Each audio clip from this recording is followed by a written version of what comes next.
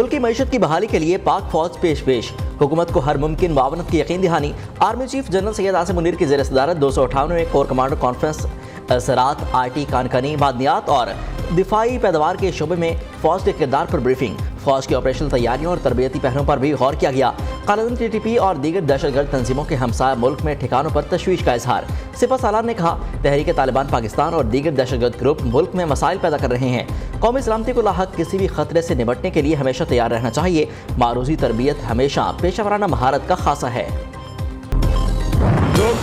तब्दीली का सफर जहां से शुरू हुआ वहीं तमाम हो गया। सरबराह तहरीक इंसाफ के देरीन साथी परवेज खटक का पीटीआई पार्लियामेंटेरियंस के नाम से नई सियासी जमात बनाने का ऐलान। साबिक वज़ीर आला खैबर पख्तूनख्वा महमूद खान समेत 57 साबिक अरकान कौमी और सूबाई असम्बली पार्टी में शामिल परवेज खटक का दावा। दूसरी जानिब अब तक 9 रहनुमाओं ने खटक की जमात में शमूलियत की तरदीद कर दी।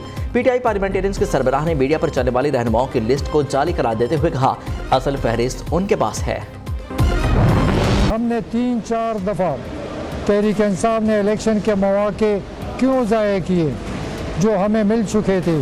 क्या हमने जमहूरियत के रास्ते पर चलना है या इंतशार वाला रास्ता अपनाना है? ये सवाल बहुत गहरा है। इसके पीछे क्या वजूहात थी कि तहरीक इंसाफ ने इलेक्शन नहीं एक्सेप्ट किया और आज तक हम इंतशार की तरफ जा रहे हैं?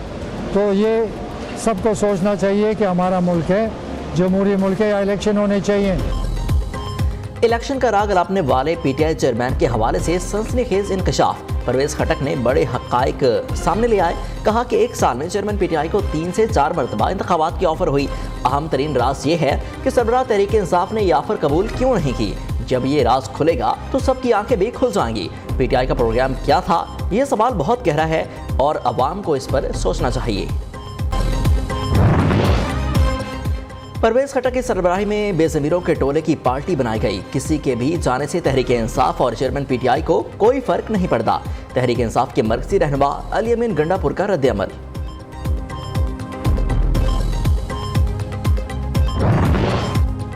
फौरी इंतखाबात नजर नहीं आ रहे, कौमी हुकूमत बनते देख रहा हूँ जो लंबे अरसे तक चलेगी। सरदार तनवीर इलियास का दावा, चेयरमैन पीटीआई रिटायर्ड हो जाएं और सोचें सियासत में क्या खोया क्या पाया। साबिक वज़ीर-ए-आज़म आज़ाद कश्मीर की senior anchor person Nasrullah Malik से गुफ्तगू। कहा कि परवेज खटक जोड़ तोड़ के माहिर हैं, नई पार्टी बनाकर बड़ा छक्का मारा है।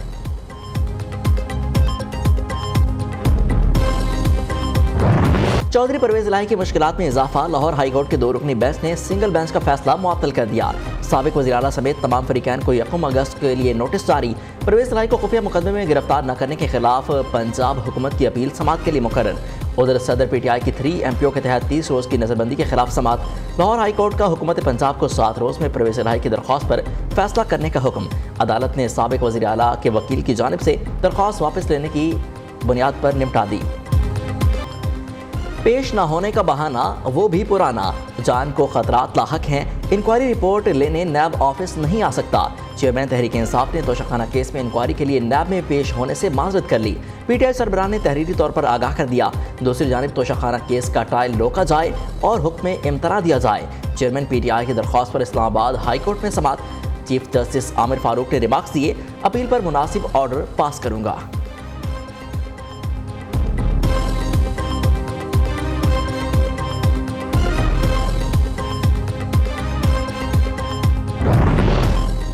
चेयरमैन पीटीआई ने खारजा पॉलिसी को तबाह और दोस्त ममालिक को नाराज किया। IMF माहदे की खिलाफ वर्जी की, मुल्क को डिफॉल्ट के दहाने पर छोड़ गए। मुल्क में ईंधन था न ही ईंधन लेने के लिए पैसे। विफाकी वज़ीर इत्तलात मरियम औरंगज़ेब की लफ्ज़ी गोलाबारी। कहा कि इत्तेहादी हुकूमत ने मुल्क की मईशत को मुश्किलात से निकाला, खारजा पॉलिसी को बहाल किया। आज रूस से सस्ता तेल पाकिस्तान आ रहा है। चाहते तो चेयरमैन पीटीआई को पहले दिन जेल में डाल देते, लेकिन हम इंतकामी सियासत पर यकीन नहीं रखते।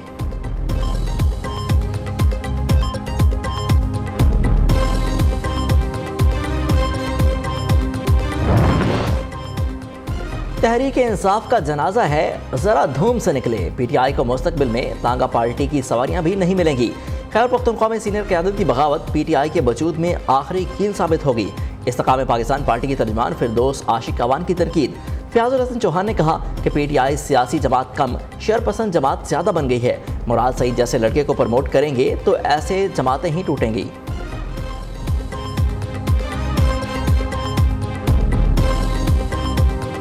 असेंबली जो है वो अपने मुद्दत पूरी करेगी, केयर टेकर सेटअप आएगा, आम इंतखाबात की तरफ हम सब जाएंगे और पाकिस्तान पीपुल्स पार्टी भारी अक्सरियत के साथ जीत कर वापस आएगी और पूरे पाकिस्तान से वापस आएगी जीत कर। आज इसराइल खुलकर पीटीआई के लीडर को बचाने की कोशिश कर रहा है। पाकिस्तान के कानून में कोई माफी नहीं है, वो ओपन एंड शट केसेस है। चेयरमैन तहरीक इंसाफ को मुल्क में तकसीम इंतशार पर माफ़ी नहीं मिल सकती। पीटीआई सरबराह को बचाने के लिए भारत और इसराइल सामने आ गए। इंतशार फैलाने वाले मुल्क से भागने नहीं देंगे।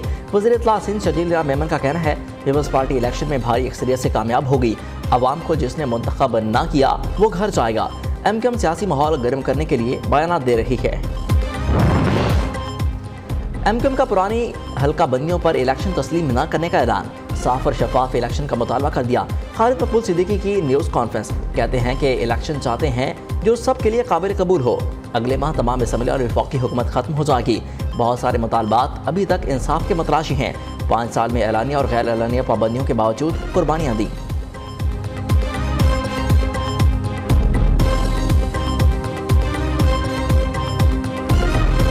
कराची मेट्रोपॉलिटन कॉरपोरेशन काउंसिल का पहला इजलास हंगामा आराई की नज़र। जमात इस्लामी और पीपल्स पार्टी के मुंतखब नुमाइंदे आमने सामने।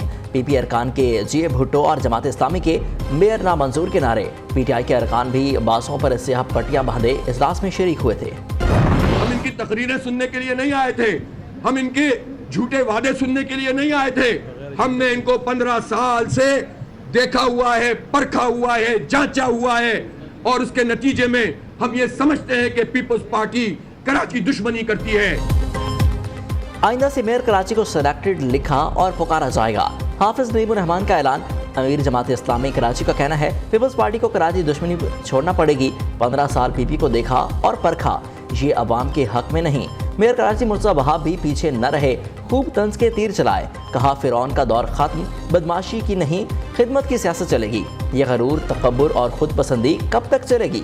हाफिज नईमुर रहमान को शेरवानी पहननी है तो दर्जी से सिलवा ले, नहीं तो मैं उन्हें तोहफे में भेज देता हूँ। कराची के इलाके डिफेंस खियाबान बद्र में पुलिस मुकाबला। डाकुओं के साथ फायरिंग का तबादला। 1 डाकू हलाक, 2 गिरफ्तार। असलहा और मोबाइल फोन्स बरामद।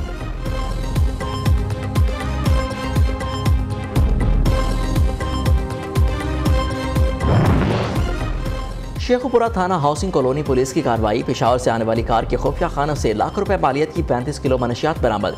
2 मुल्जिमान गिरफ्तार।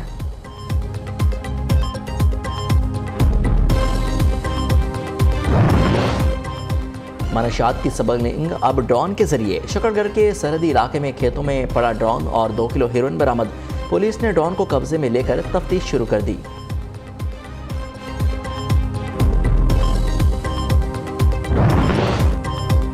इस्लामाबाद के इलाके 7th एवेन्यू पर हादसा। साबिक रुकन कौमी असम्बली डॉक्टर तारिक फजल चौधरी का बेटा हमजा तारिक जाँ बहक।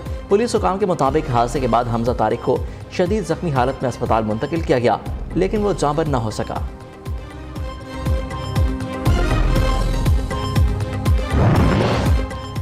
बारिशें नया रंग जमाने को तैयार। मानसून हवाएं मुल्क के बालाई और वस्ती इलाकों में दाखिल। महकमा मौसमियात की आज से 23 जुलाई तक बारिशों की पेशगोई। इस्लामाबाद, रावलपिंडी, मरी, अटक, चकवाल, झेलम और लाहौर में गरज चमक के साथ बारिश का इम्कान। पीडीएमए के हंगामी सूरत हाल से निपटने के लिए मुतल्लिका इदारों को अलर्ट रहने की हिदायत। पंजाब में सैलाब की तबाहकारियां। हेड सुल्बानकी के मकाम पर दरिया सतलुज बिफर गया। लाला अमर सिंह और गांव भोंडी के करीब से 2 हिफाजती बंद टूट गए। मुतादिद गांवों और हजारों एकड़ पर खड़ी फसलें ज़ेर आब आ गईं। कोटा 2 के मकाम पर दरिया सिंध में पानी की सतह में इजाफा। बेड खादिम वाली के 40 से ज़ायद घर दरियाई कटाव की जद में आकर सफाई हस्ती से मिट गए। हजारों एकड़ पर खड़ी धान, तिल और गन्ने की फसलें तबाह। पाकपतन में कड़क बंद टूटने से मुतादिद घर डूब गए। जंग में दर्जनों देहात ताहाल ज़ेर आब। सड़कों पर 3 फीट पानी जमा। सैलाब मुतासरीन हुकूमती इमदाद के मुंतज़िर।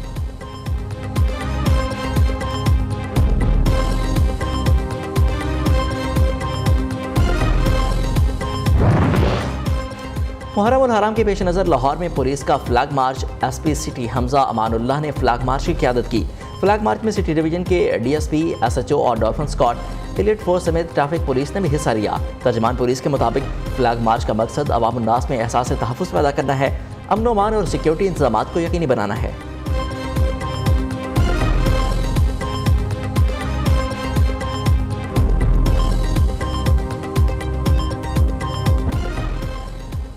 यकम मुहर्रम नए हिजरी साल का आगाज, गिलाफ काबा की तब्दीली का रूह परवर और पुरवकार दिन आज।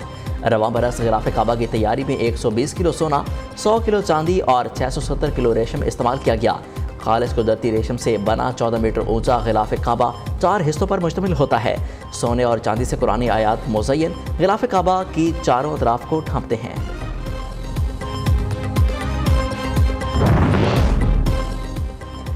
सऊदी अरब में मूसलाधार बारिशें, सहराओं में सैलाब आ गया। पहाड़ी वादियों में आरजी आबिशार और चश्मे वजूद में आ गए। सऊदी महकमा मौसमियात की अमीर जाजान अल शर्किया अल बाहा मक्का और मदीना में बारिशों की पेशगोई। खातिन का हिजाब पहनना जरूरी, नहीं तो कार्रवाई होगी। ईरान में पुलिस की एक बार फिर एक्शन। खातिन को हिजाब कराने के लिए एहलकार सड़कों पर गश्त करने लगे। 10 माह कबल पुलिस की हिरासत में महिसा एमनी लड़की की जान की बाजी हार गई थी।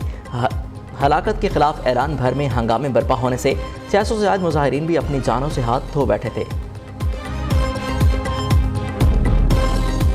फनकारी पर 2 पाकिस्तानी गुलकारों की फनकारी। ये गाना तुमने नहीं मैंने लिखा है। आयमा बेग और शेराज ओपल आमने सामने। गाना फनकारी शकील सुहेल के साथ मिलकर तहरीर किया। आयमा बेग का दावा, शेराज ओपल ने रद्द-ए-अमल देते हुए कहा कि फनकारी आयमा ने नहीं मैंने लिखा है। गाने की तहरीर से 6 माह पहले ही शकील सुहेल वफात पा चुके थे।